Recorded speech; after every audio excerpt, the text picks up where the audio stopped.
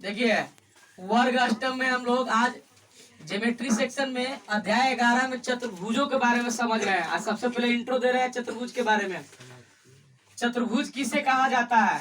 चार रेखाखंडों से बनी बंद आकृति को, जो चार रेखाखंड से बनी बंद समतल में जो चित्र है उसे चतुर्भुज कहा जाता है। जैसे ए बी सी डी। अब ए बी एक रेखाखंड है, एक बी सी है, एक सी डी है, एक डी ए है। चार रेखाखंड मिलकर के एक बंद हो गया आकृति, और इसको कहाँ बनाया गया है? समतल में बनाया गया है। मतलब एक 2D आकृति है। कैसी आकृति है? 2D माने 2 डायमेंशनल वाला है, लंबाई और चौड़ाई वाला, समझा रहा है? जमीन से ऊंचा वाला नहीं। तो ये 2D आकृति है। इसमें दो विकर्ण होते हैं। विकर्ण सम्मुख शीर्षों को, आमने सामने के कोनों को मिलाने वाले रेखाखंड को विकर्ण कहा जाता है। तो एक ए से सी तक खींचेंगे एक विकर्ण होगा, एक बी से डी तक खींचेंगे तो एक विकर्ण होगा। समझा रहा है? मतलब कोई पूछे चतुर्भुज में कितने भुजाएं होते हैं, तो आपका जवाब क्या होगा? चार। अब कै गो शीर्ष होता है? चार गो शीर्ष होता है। ए, एक शीर्ष बी है, एक शीर्ष है सी, एक शीर्ष है डी। अच्छा, और ये परस्पर आपस में ओ पर कट रहा है। अभी आगे और बात करने वाले हैं इसके बारे में। इसके अंदर वाले भाग को अंतर्भाग कहते हैं, बाहर वाला भाग को बहिर्भाग कहते हैं। चतुर्भुज के कितने प्रकार हैं?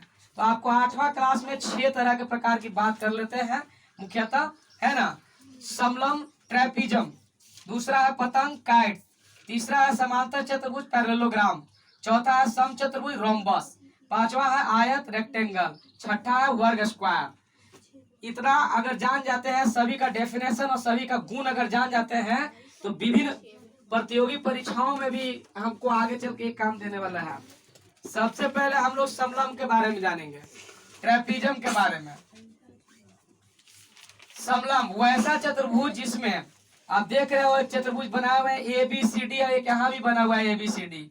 तो वैसा चतुर्भुज जिसमें केवल एक जोड़ी भुजाएं आमने सामने की केवल समानांतर होगी। ये बराबर हो या ना हो, केवल एक जोड़ी, मतलब एक वो सामने आमने वाला भुजा समानांतर होना चाहिए, इधर से कोई मतलब नहीं है, तब ये समलम चतुर्भुज होगा। जैसे कि इसमें देख रहे हैं कि तिरछा तिरछी है, लेकिन ये अभी क्या है? समानांतर है। यहाँ ये सीधा है, इससे कोई मतलब नहीं है। ये सीधा ही टेढ़ा है, तो समानांतर नहीं है, लेकिन ये अभी क्या है? समानांतर है। तो ये दोनों समलम चतुर्भुज के उदाहरण है, फिगर बना हुआ है। तो समांतर चतुर्भुज में हम लोग को कुछ और समझ लेना, वही बात कि आमने सामने वाले भुजा समानांतर है, ऐसे एडी, समानांतर का चिन्ह ऐसे होता है बीसी। क्षेत्रफल निकालना होगा तो 1/2 इंटू समांतर भुजाओं का योग गुने के ऊंचाई। जैसे 1/2 इंटू समांतर भुजा एडी हो गया और एगो बीसी हो गया, ऊंचाई कितना हो गया? एपी हो जाएगा। समझ रहा है? इस फिगर में अगर कोई पूछेगा समांतर भुजा कौन कौन है, तो एडी और बीसी, और इसमें भी एडी और बीसी। समझ रहा है? 1/2 इंटू समांतर भुजाओं का योग माने एडी प्लस बीसी इंटू ऊंचाई एपी, और यहाँ पर ऊंचाई एबी रहेगा। एक चीज जानना जरूरी है, ई और समांतर है तो एंगल के बारे में क्या समझ रहे हैं? ए और ये एंगल आसन कोण हो गया, एक तरह से अंतः कोण बोल सकते हो। एक तरफ के ही समानांतर कोण में अंतः कोणों का योग 180 डिग्री होगा। अगर ये 50 डिग्री है तो 130 डिग्री होगा, ये 100 डिग्री है तो 80 डिग्री होगा।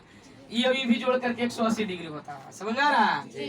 दूसरा पतंग के बारे में जानते हैं। पतंग एक ऐसा चतुर्भुज है जिसमें दो आसन भुजाएं आपस में बराबर होती है। आसन का मतलब होता है यहाँ संलग्न भुजा, जैसे ए से एक एडी गया है, ए से एक एबी गया है, तो ये आपस में दोनों बराबर होंगे। यहाँ सी से सी भी निकला है, सी डी निकला, तो ये दोनों आपस में बराबर होंगे। हाँ, और इसके जो विकर्ण होंगे तो वो क्या होगा? एक दूसरे, मतलब हम ऐसा कह सकते हैं इसको संधिभाज करेगा। अगर ये लंबी पूरी है अगर बनाई हुई, तो ये दोनों आपस में संधिभाज नहीं करेगा, और ये दोनों लेकिन आपस में संधिभाज करेगा। समझ रहा? और लंबोत करेगा। एक चीज और है, 90 डिग्री पर करेगा। वही चीज लिख दिए हुए है इसमें। तीसरा हम लोग और बात कर लेते हैं समांतर चतुर्भुज के बारे में। समांतर चतुर्भुज के बारे में बात कर लेते हैं।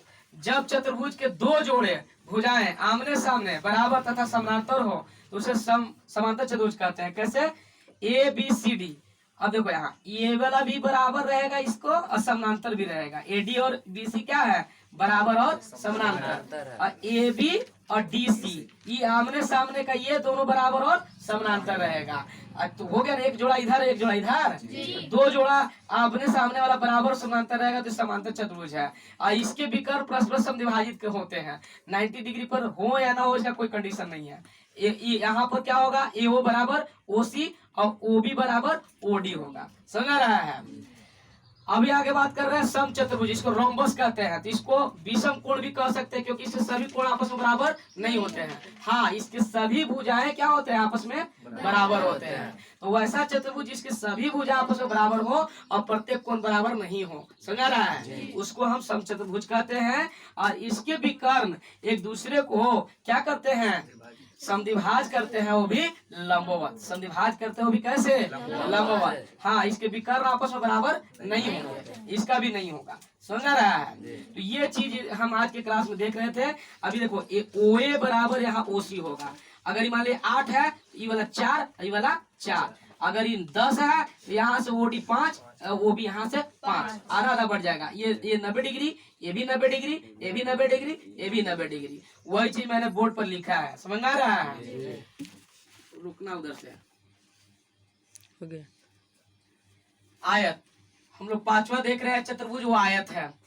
आयत में होता क्या है कि वैसा चतुर्भुज जिसके आमने सामने के भुजाएं बराबर और समानांतर हो, जैसे कि AD और BC। ये देखिए AD क्या है, यहाँ और यहाँ दोनों अगर 10 है तो ये भी 10 होगा, बराबर भी होगा और क्या होगा, समानांतर होगा। समानांतर का मतलब समझते हो ना, उसके बीच की दूरी हमेशा बराबर हो। जैसे कि रेल की पटरी है ना, रेल के पटरी के बीच की दूरी हमेशा बराबर होता है, तो वो समानांतर इसी को कहते हैं। ये कभी भी आपस में मिलते नहीं है, तो वो समानांतर हुआ। AD और BC क्या है, आपस में समानांतर। AB और DC ये इसके क्या है, समानांतर और बराबर है। तो ऐसा चतुर्भुज जिसके आमने सामने के दो जोड़ा, एक जोड़ा तो ये हो गया और एक जोड़ा ये हो गया, समानांतर भी है और बराबर भी है। साथ ही प्रत्येक कोण कितना डिग्री का है, 90 डिग्री का है। और इसके विकर्ण जो है AC और BD समद्विभाज करते हैं। और साथ ही एक चीज और है कि आयत के विकर्ण आपस में बराबर भी होते हैं। हाँ, ये सब ऑब्जेक्टिव में पूछता है, AC और BD आपस में क्या होते हैं, बराबर होते हैं। मतलब आप तुम इसको डेफिनेशन अपने से बना सकते हो कि ऐसा चतुर्भुज हो जिसके आमने सामने का भुजा बराबर और समानांतर हो और प्रत्येक कोण 90 डिग्री का हो, है ना, तो वो चतुर्भुज आयत है। अब इसका प्रॉपर्टी यहाँ पर लिख दिए हम। वैसी वर्ग को देखो, वर्ग में सब गुण विद्यमान है बाबू। वैसा चतुर्भुज जिसके सभी भुजाएं बराबर हों, आमने सामने के भी बराबर तो है ही है, लेकिन सब बराबर है, इधर से इसका भी बराबर है। समझ रहा है, आमने सामने के तो बराबर समानांतर है ही है, लेकिन आपस में सभी भुजा भी बराबर है और प्रत्येक कोण 90 डिग्री का भी है। तो ये वर्ग है।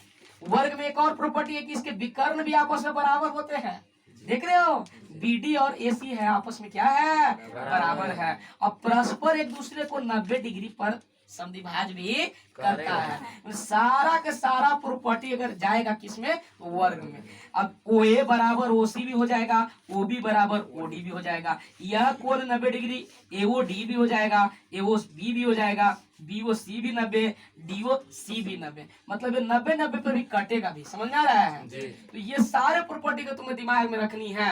9th में, 10th में, विभिन्न कंपटीशनों में हर जगह इसको पूछा जाता है। और एक बार बढ़िया से देख लो, वीडियो को रोक रोक करके देख लो कि कहाँ पर क्या चीज बता रहे हैं। आयत में विकर्ण बराबर है कि नहीं है, परस्पर 90 डिग्री में काट रहा है कि नहीं काट रहा है, तो यहाँ पर तो नहीं काट रहा है।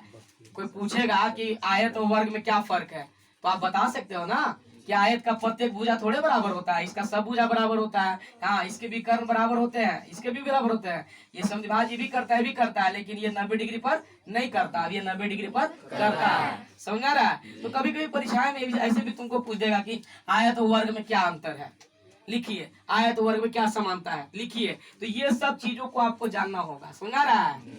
चलिए।